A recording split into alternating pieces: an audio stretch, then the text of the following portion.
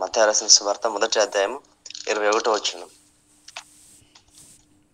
మత్తయి రాసిన సువార్త 1వ అధ్యాయం 21వ వచనం.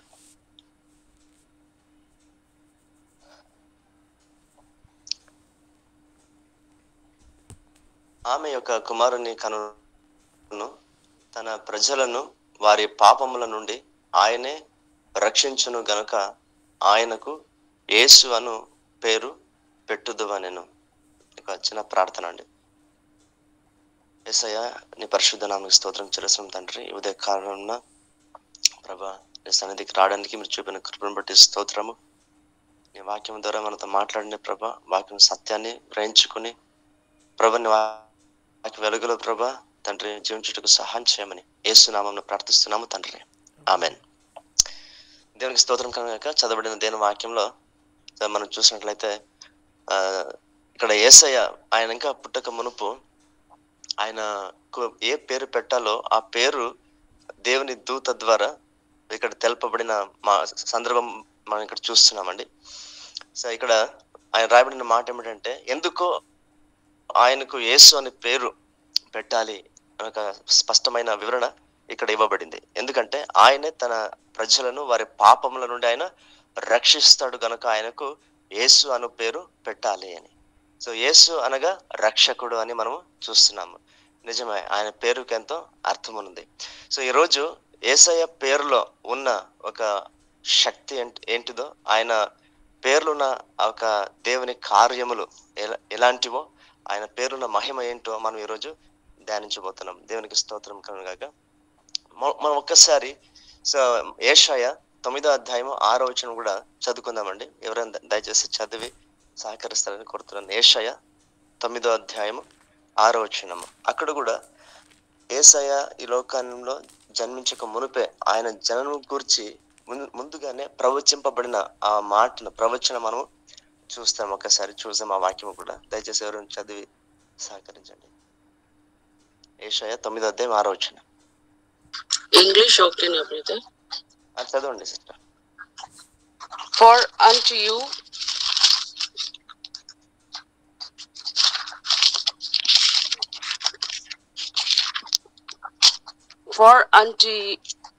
unto us a child is born, unto us a son is given, and the government shall be upon his shoulder, and his name shall be called Wonderful Counselor,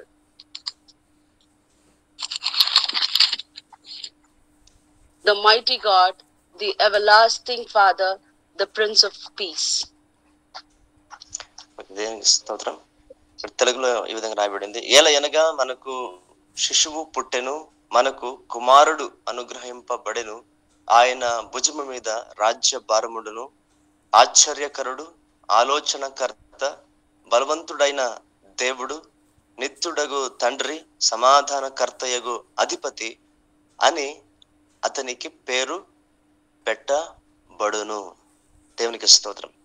చూడండి ఇక్కడ ఆయనకి ఏ పేరు పెట్టబడుతుందో, ఆయన ఈ లోకంలో జన్మించినప్పుడు ఆ విషయము ఆయన లోకానికి రాక మునుపు 750 సంవత్సరాల క్రితమే ప్రవక్త అయిన యెషయా ద్వారా ఇక్కడ ప్రవచింపబడతా ఉంది. ఇక్కడ సూక్ష్మంగా మనం గమనించినట్లయితే ఒక సత్యము మనము తెలుసుకుంటామండి. ఏమంటే చూడండి, ఇక్కడ 5 అంశాలు రాయబడింది. ఆయన పేరులో ఉన్న 5 సంగతులు ఇక్కడ మనం చూస్తున్నాం. ఇక్కడ గమనించినట్లయితే ఈ 5 విషయాలు మాట్లాడుతూ అక్కడ మనం చూస్తున్నాము, అతనికి ఈ పేరు పెట్టబడును. ఇక్కడ చూడండి, మనం గమనించినట్లయితే ఆయన ఆశ్చర్యకరుడు, ఆలోచన కర్త, బలవంతుడైన దేవుడు, నిత్యుడగు తండ్రి, సమాధానకర్తయగు అధిపతి అని అతనికి పేరులు కాదు, అయితే పేరు అనే ఒక ఏకవచనం సింగులర్ మనం చూస్తున్నాం కదండి. ఒకసారి మనం గమనించండి, ఇక్కడ పేర్లు పెట్టబడను కాదు, పేరు పెట్టబడి అంటే ఆయనకు పెట్టబోయే ఆ పేరు ఏముందో ఆ ఒకే పేరులో ఈ 5 కార్యములు ఉంటాయి అని మనము తేటగా గమనించవచ్చు. మనం క్రొత్త నిబంధనలో వచ్చినట్లయితే అక్కడ చూస్తున్నాము, నీవు అతనికి యేసు అని పేరు పెట్టాలి అని చూస్తున్నాం. అంటే యెషయా గ్రంథంలో మనం ఒకసారి పోల్చి చూసినట్లయితే యేసు అను నామములో ఈ 5 సంగతులు ఉన్నాయి అని మనం ఖచ్చితంగా గమనిస్తున్నాము. ఏమి 5 సంగతులు అంటే, యేసు నామంలో మనం మొరపెట్టినప్పుడు, ఆయన నామములో ప్రార్థించినప్పుడు ఈ 5 కార్యాలు అక్కడ జరుగుతాయి. ఆయన పేరులో ఏమేమి ఉన్నాయి? ఆశ్చర్య కార్యం ఉంది, ఆలోచన ఉంది. ఆయన బలవంతుడైన దేవుడిగా తను కనపరుచుకుంటాడు. నిత్యుడగు తండ్రిగా ఉండి ఆదుకుంటాడు. తర్వాత సమాధానకర్తగా ఉండి ఆయన సమాధానమును కలగజేస్తాడు. దేవునికి స్తోత్రం. మనం దేవుని వాక్య భాగంలో ఆయన పేరులో ప్రార్థించినప్పుడు ఈ 5 కార్యాలు ఒకే సందర్భంలో జరిగినట్లు కూడా మనము దేవుని వాక్యంలో చూస్తున్నామండి. మేము పాత నిబంధనలో ఒక ఘటనను, క్రొత్త నిబంధనలో ఒక ఘటనను మనం చూసుకుందాము. పాత నిబంధనలో మనం చూసినట్లయితే దేవుడు ఇజ్రాయెల్ ప్రజలను ఐగుప్తు దేశం నుంచి బయటికి రప్పించిన తర్వాత అక్కడ ఎర్ర సముద్రం దగ్గర వారు వచ్చి ఉన్నారు కదా. ఆ సందర్భంలో ఫరో హృదయం కఠినమై ఫరో ఈ ఇజ్రాయెల్ ప్రజలందరినీ సంహారం చేయాలని చాలా ఉగ్రతతో తన మొత్తం సైన్యం అంతా తీసుకొని వీరి మీదికి వచ్చినప్పుడు ఆ సందర్భం ఒకసారి మనం గమనించినట్లయితే, ఎప్పుడైతే ఇజ్రాయెల్ ప్రజలు ఫరో సైన్యం వస్తోంది అని వారు తెలుసుకున్నారో, చూస్తున్నారో, వారి హృదయాల్లో గొప్ప ఒక ఆందోళన చెలరేగింది. అప్పుడు మోషే యుద్ధకు వచ్చి వారు సణుగుతున్నారు కదా. ఆ టైంలో మోషే ఏం చేశాడు? దేవుని పేరట ఆయన యెహోవాకు ప్రార్థించినప్పుడు, మొరపెట్టినప్పుడు అప్పుడు చూస్తున్నాము ఈ 5 కార్యాలు ఒకే సందర్భంలో జరిగినట్లుగా మనము అక్కడ తేటగా మనం చూడొచ్చు. ఏ విధంగా అంటే, ఎప్పుడైతే మోషే దేవుని పేరులో ఆయన ప్రార్థన చేస్తున్నాడో అప్పుడు ఏం జరిగింది అక్కడ? దేవుడు అంటున్నాడు, మోషే నువ్వు ఎలా ప్రార్థిస్తున్నావు? నీ చేతిలో ఉన్న కర్రని సముద్రం వైపు చాపమన్నాడు కదా. అప్పుడు చాపినప్పుడు ఏం జరిగిందండి? ఆశ్చర్య కార్యం జరిగింది. దేవునికి స్తోత్రం. ఆయన పేరులో మొదటి విషయం చూస్తున్నాము, ఆశ్చర్యకరుడు. ఎటువంటి గొప్ప ఆశ్చర్యము, అద్భుతము జరిగిందంటే అక్కడ సముద్రమే 2 పాయలుగా ఆయన చేసేసాడు. 2 పాయలై వారు ఆ మధ్యలో వారు నడుచుకుంటూ పోయినారు కదా. తర్వాత ఆలోచన, ఆయన ఇచ్చిన ఆలోచన ఏంటి? ఆయన మొరపెట్టినప్పుడు దేవుడు ఇచ్చిన ఆలోచన ఏంటి? ఈ రోజు మీరు చూస్తున్న ఐగుప్తులను ఇక ఎన్నడూ కూడా మీరు చూడరు. గొప్ప ఆయన ఆలోచన అక్కడ చూస్తున్నాం. తర్వాత మోషేకి, నువ్వు సముద్రం వైపు నీ చేతిలో కర్రను చాపు, నీ అధికారాన్ని నువ్వు నేను ఇచ్చిన అధికారాన్ని చలాయించే సందర్భంలో ఆయన ఇచ్చిన ఆలోచన కూడా అక్కడ మనం చూస్తున్నాం. తర్వాత బలమైన కార్యము అక్కడ జరిగింది. దేవుడు ఎంత గొప్పవాడో, ఆయన బలవంతుడైన దేవుడు, పరాక్రమశాలియో దేవుడు అక్కడ ఆయన కనపరుచుకున్నాడు. దేవునికి స్తోత్రం. తర్వాత అక్కడ చూస్తున్నాం, నిత్యుడగు తండ్రి అంటే ఇంతకు ముందు ఆయన ఆదుకున్నాడు, ఇప్పుడు కూడా ఆయన ఆదుకుంటాడు, ఎల్లప్పుడూ కూడా ఆయన ఆదుకుంటాడు. నిత్యుడు తండ్రిగా ఉండి ఆయన మమ్మల్ని ఆదుకుంటాడు అనే విషయం కూడా అక్కడ మనం చూస్తున్నాం ఇజ్రాయెల్ ప్రజల విషయంలో. ఐగుప్తు దేశంలో దేవుడు వాళ్ళని ఆదుకున్నాడు కదా. ఇప్పుడు ఈ టైంలో కూడా దేవుడు వాళ్ళని ఆదుకున్నాడు. ఇక ఎన్నడూ కూడా దేవుడు ఎప్పుడు కూడా ఆయన ఆదుకుంటాడు. నిత్యుడగు తండ్రి కూడా నడిపిస్తాడు. అక్కడ దేవుడు అదే విధంగా వారిని నడిపించినాడు ఆయన పేరులో మొరపెట్టినప్పుడు. 5వదిగా సమాధానకర్తయగు ప్రభు చూస్తున్నాము. ఆ సందర్భంలో ఎప్పుడైతే ఇజ్రాయెల్ ప్రజలు దాటిన తర్వాత ఈ ఐగుప్తు సైన్యం వస్తా ఉంది కదా. ఆ టైంలో తిరిగి మోషే ఆ చేతులను కర్ర చాపినప్పుడు ఆ సముద్రం ఏకమైపోయి ఆ శత్రులందరూ కూడా సముద్రంలోనే నిశ్శేషమైపోయినారు. దేవునికి స్తోత్రం. ఆయన ఎంత బలవంతుడో దేవుడికి ప్రకటించుకున్నాడు. అప్పుడు ఏం జరిగింది? అంతవరకు ఉన్న వారిలో ఉన్న ఆ ఆందోళన, ఆ భయము, భీతి, ఆ పరిస్థితిని బట్టి కలిగిన ప్రతి ఒక్క ఆ ఆలోచన, చింత అంతా కూడా తొలగిపోయి సమాధానం ఏర్పడింది. దేవునికి స్తోత్రం. చూడండి, 5 కార్యాలు ఏకకాలంలో జరిగినట్లుగా మనం అక్కడ గమనిస్తున్నామండి. అదేవిధంగా క్రొత్త నిబంధనలు మనం చూసినట్లయితే ఒకసారి యేసయ్య తర్వాత ఆయన శిష్యులు సముద్రంలో పయనించి వెళ్తూ ఉన్నప్పుడు మనకు తెలిసిన సందర్భమే. అక్కడ చూస్తున్నాము, భయంకరమైన తుఫాను చెలరేగింది. ఆ టైంలో యేసయ్య దోణిలో ఆయన నిద్రిస్తున్నాడు కదా. అప్పుడు శిష్యులు తమ చేయాల్సిన ప్రయత్నం అంతా చేస్తున్నారు. ఎంతో భయము, భీతి, ఆందోళన వాళ్ళు ఏర్పడింది. సో చివరికి చూస్తున్నాం అక్కడ. సో పేతురు వచ్చి యేసయ్యని ఆయన లేపుతూ అంటున్నాడు, ప్రభువా మేము నశించిపోతున్నాము, నీకు చింత లేదా అని అంటున్నాడు.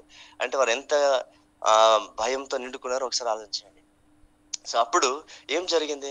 సో ఎప్పుడైతే యేసయ్య దగ్గరకు వచ్చి వారు మొరపెట్టినారో, యేసయ్య మనం నశించిపోతున్నామని ఆయన పేర్లో వారు మొరపెట్టినారో, అప్పుడు కూడా మనం ఈ 5 కార్యాలు చూస్తున్నామండి.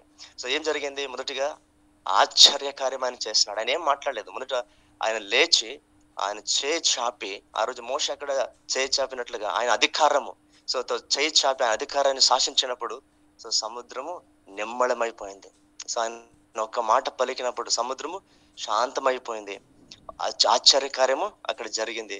సో రెండోదిగా ఆయన ఆలోచన, ఏమైన ఆలోచన అంటే అక్కడ ఆయన అంటున్నాడు కదా, సో మీ విశ్వాసము ఎక్కడ, మీ విశ్వాసం ఎక్కడ అంటే, సో ఆయన ఆలోచన ఇస్తున్నాడు శిష్యులకి, మీరు ఇటువంటి పరిస్థితుల్లో నమ్మకం కలిగి మీరు ఉండాలి. సో విశ్వాసంతో మీరు కూడా సో ఇటువంటి కార్యాలు చేయగలరు, గొప్ప కార్యాలు చేయగలరు.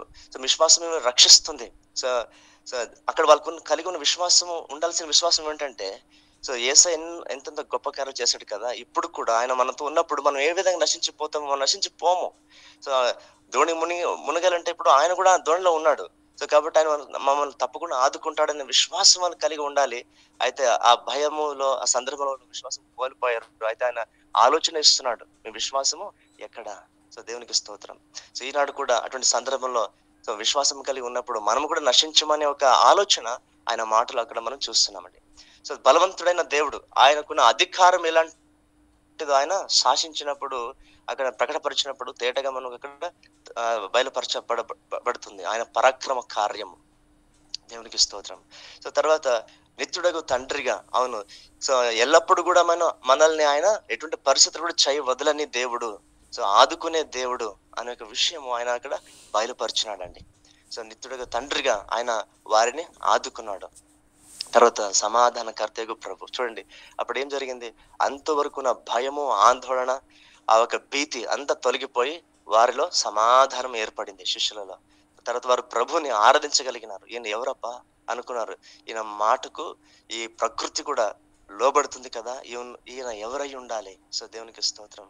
ఆయన నిజమైన దేవుని కుమారుడు అని వారు సాగిలపడ్డారు. సో దేవునికి స్తోత్రం. ఈ విధంగా చూడండి, సో ఆయన పేరు ఆయన ఒక నామములో ఉన్న గొప్ప శక్తి ఏంటో సో దేవుడు సో ముందుగానే ఆయన తెలియపరుచున్నాడు. ఇప్పుడు కూడా మనము జీవిస్తున్న ఈ సందర్భంలో కూడా సో ఆయన పేరులో మనం ప్రార్థించినప్పుడు ఇటువంటి కార్యాలు తప్పకుండా ఆయన మన జీవితంలో చేస్తాడండి. ఆయన నామంలో ఈ కార్యాలన్నీ కూడా ఉన్నాయి. మనం ఇంకొక విషయం గమనించినట్లయితే, బైబిల్ అంతా కూడా ఏమై ఉన్నది అంటే ఈ 5 విషయాలతో, దేవుని విషయమై ఈ 5 విషయాలతో కూడి ఉందండి. సో బైబిల్ అంతా మనం ఏం చూస్తున్నాము? ఆయన ఆశ్చర్య కార్యాలే చూస్తున్నాం. ఇంకా బైబిల్ అంతట్లో మనం ఏం చూస్తున్నాం? ఆయన ఆలోచనలు మనము చూస్తున్నాం. బైబిల్ చదివిన ప్రతిసారి కూడా దేవుని గొప్ప గొప్ప ఆలోచనలు సో దేవుడు మనకు ఆయన ఇస్తూ వస్తున్నాడు, ప్రతి రోజు కూడా, ప్రతి సమయంలో కూడా. సో తర్వాత ఆయన బలమైన కార్యములు, ఆయన బలవంతుడైన దేవుడు. ఎటువంటి ఆయన బలవంతుడైన దేవుడు ఈ బైబిల్ అంతటిలో కూడా మనము ఆయన కార్యం చదివినప్పుడల్లా మనం తెలుసుకోవచ్చు. సో ఆయన పరాక్రమ కార్యాలు. సో తర్వాత నిత్యుడు తండ్రిగా, సో ఆయన ఎల్లప్పుడూ మనల్ని ఆదుకుంటాడు అన్న విషయం కూడా బైబిల్ అంతటిలో కూడా మనం చూస్తున్నాము. సో దేవుని భక్తులు ఆయన మొరపెట్టినప్పుడు ఎల్ల కూడా ఏ విధంగా దేవుడు ఆయన ఆదుకున్నాడు అంతకు మునుపు, తర్వాత అటువంటి సందర్భంలో, తర్వాత మరి కూడా ఆయన ఏ విధంగా ఆదుకున్నాడు నిత్యుడు తండ్రిగా ఉండి. సో ఆయన అక్కడ మనము చూస్తున్నాము దేవుని వాక్యంలో. నేను ఎల్లప్పుడూ మీకు తోడుగా ఉంటాను అని అన్నాడు కదా. నిత్యుడు తండ్రిగా మనకు ఆయన ఎప్పుడు తోడుగా ఉండి మనం ఆదుకుంటూ నడిపిస్తాడని మనం చూస్తున్నాము. సో శద్రకు, మేషకు, అబేద్నగో విషయంలో కూడా, యోసేఫ్ విషయంలో కూడా, దానియేలు విషయంలో కూడా వరకు కలిగిన పరిస్థితుల్లో దేవుని మొరపెట్టినప్పుడు ఏ విధంగా ఆయన ఆదుకున్నాడో బైబిల్ అంతట్లో మనము చూడొచ్చు. ఇక నెక్స్ట్ ముందర మనల్ని కూడా ఏ విధంగా ఆయన ఆదుకుంటాడో దీని వాక్యంలో మనము చూడొచ్చండి. ఆయన సంఘాన్ని ఏ విధంగా ఆయన ఆదుకుంటాడు, క్రీస్తు విరోధి నుండి ఆయన ఏ విధంగా రక్షిస్తాడు మనము చూడగలము. సో దేవునికి స్తోత్రం. తర్వాత సమాధానం కర్తయ్య ప్రభుగా, సో ఆయన మాటలు చదివినప్పుడు సో దేవుని వాక్యంలో అంత బైబిల్ అంతటిలో కూడా చివరికి మనం చూస్తున్నాము, సమాధానము ఆయన ఏర్పరుస్తాడు, కలవరం ఆయన తీసేస్తాడు, మనకున్న చింతను ఆయన తొలగిస్తాడు అనే విషయము సో బైబిల్ అంతట్లో కూడా మనము చూడొచ్చు. యేసయ్య రెండో రాకడలో అదే జరుగుతుంది.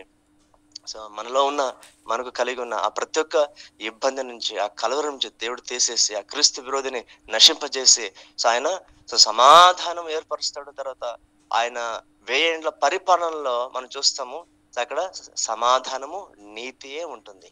సో ఎక్కడ చూసినా సమాధానమే ఉంటుంది. సో ఇప్పుడు మన ప్రస్తుత పరిస్థితిలో ఉన్న ఈ ఆందోళన అప్పుడు అస్సలు ఇంకా ఉండదు. సో అయితే మనము చేయాల్సిన విషయం అంటే దేవునికి మనం మొర పెట్టాలంతే. సో ఇంకొక విషయం ఏమిటంటే ఇప్పుడు మనకున్న సందర్భంలో చూసినట్లయితే సో ఎలక్షన్ జరుగుతా ఉంది. సో మనకు ఒక మంచి గవర్నమెంట్ కావాలి అని మనము ఇప్పుడు దేవుని పేరిట మొర పెడుతున్నాము. అందరూ మొర పెడతా ఉన్నాము. దేవునికి స్తోత్రం. ఎందుకంటే మనకు తెలుసు సో గత 10 years లో సో ఇప్పుడు ఉన్న ప్రస్తుతం ఉన్న ఆ గవర్నమెంట్ ఏ విధంగా పరిపాలించిందో, సో క్రైస్తవులకు ఎంత ఇబ్బంది కలిగజేసిందో మనకంతా బాగానే తేటగా తెలుసు కదండి. సో మనం భయపడకుండా, ఆందోళన చెందకుండా, ధైర్యంతో విశ్వాసం కలిగి దేవుని మొరపెట్టినప్పుడు ఖచ్చితంగా దేవుడు ఈ కార్యాలు ఆయన తప్పకుండా తన బిడ్డల పట్ల చేస్తాడు. సో ఆయన ఆశ్చర్యకారం మనం చూడబోతున్నాం. సో ఆయన ఆలోచన మనకు ఆయన దేవుడు ఇవ్వబోతున్నాడు. సో ఇంతకు మునుపు జరిగిన సేవ కంటే నెక్స్ట్ సో గొప్పగా సో సేవ జరగబోతుంది. దేవునికి స్తోత్రం. సో వాళ్ళు ఏమనుకుంటున్నారు, సో క్రైస్తత్వమే లేకుండా నిర్మూలన చేయాలా ఇండియా నుంచి అని. అయితే సో నెక్స్ట్ రాబో రోజుల్లో క్రైస్తత్వము రెట్టింపుగా పెరిగిపోయే విషయం వారి కళ్ళారా చూస్తారు. సో దేవునికి స్తోత్రం. దేవుని యొక్క గొప్ప ఆలోచన. దేవుడు ఎప్పుడు కూడా తన బిడ్డలైనా చేయవదలడు. ఆయన బలవంతుడైన దేవుడుగా ఆయన బలమైన కార్యాలు ఇక మనం చూడబోతున్నాం. ఎందుకంటే ఆయన పేర్లు మనం మొరపెడుతున్నాం కాబట్టి ఆయన పేర్లో ఉన్న ఈ 5 కార్యాలు ఖచ్చితంగా మనము ఈ టైంలో తప్పకుండా చూడబోతున్నామండి. ఆయన నిత్యుడుకు తండ్రిగా ఉండి అప్పుడు ఆయన ఆదుకున్నాడు, ఇప్పుడు కూడా మనల్ని ఆయన ఆదుకుంటాడు. దేవునికి స్తోత్రము. సో ఆయన బలమైన కార్యాలు చూస్తాము. ఆయన నిత్యుడిగా తండ్రిగా మనం ఆదుకుంటాడు. తర్వాత ఆయన సమాధానకర్తగా ప్రభుగా ఆయన సంఘానికి. సో ఇప్పుడు సంఘంలో మనలో సో ఒక భయము, భీతి, ఆందోళన ఉంది. ఎక్కడ సువార్త వెళ్ళిన సువార్త ప్రకటించాలా అన్న ఒక రీతివైన భయము, ఎక్కడ ఏమి జరుగుతుందన్న. అయితే దేవునికి స్తోత్రము. నెక్స్ట్ రాబో రోజుల్లో ఆ భయమును దేవుడు తీసేసి సో దేశంలో, ప్రపంచంలో ఆయన సంఘానికి దేవుడు సమాధానాన్ని ఆయన కలుగజేస్తాడు. ఆయన సమాధానాన్ని తప్పకుండా ఇస్తాడు. సో మన దేశంలో ఈ సందర్భంలో దేవుడు ఈ కార్యం ఆయన చేస్తాడండి. దేవునికి స్తోత్రం కలుగును గాక. మన జీవితంలో కూడా తప్పకుండా దేవుడు ఈ కార్యం చేస్తాడు. ఆయన నామములో మొరపెట్టినప్పుడు ఈ గొప్ప కార్యాలు మనము చూడగలము. దేవునికి స్తోత్రం. సో మన జీవితంలో కూడా ఒకసారి గమనించినట్లయితే మీరు ఆలోచించండి. మీకు ప్రతి ఒక్కరికి మనకు ఒక సాక్ష్యం ఉంది కదా. మనకు కలిగిన సందర్భంలో ఆయన నామం మొరపెట్టినప్పుడు ఈ 5 కార్యాలు తప్పకుండా మనము చూసి ఉన్నాము. సో దేవుని పరిశుద్ధ నామానికి స్తోత్రం కలుగును గాక. సో కన్నడలో కూడా ఈ మాట ఏం రాయబడిందంటే ಸೊ ಯೇಷಗ್ರಂಥ ರಾಯಬಡಿನ మాట ಸೊ ನಮಗೆ ಒಬ್ಬ ಮಗನು ದೊರೆತನು, ವರದ ಮಗನು ದೊರೆತನು. ಸೊ ಆಡಳಿತವು ಆತನ ಬಾಹುವಿನ ಮೇಲೆ ಇರುವುದು. ಅದ್ಭುತ ಸ್ವರೂಪನು, ಆಲೋಚನಾ ಕರ್ತನು, ಪರಾಕ್ರಮಿಯಾದ ದೇವರು, ನಿತ್ಯನಾದ ತಂದೆ, ಸಮಾಧಾನದ ಪ್ರಭು ಎಂಬು ಆತನ ಹೆಸರು ಎಂಬುದಾಗಿ ನೋಡ್ತೇವೆ. సో దేవుని పరిశుద్ధ నామముకి స్తోత్రవాగಲಿ. మీకు అందరికీ వందనాలు. దేవుడు ఈ మాటలను దీవించును గాక. ఆమేన్.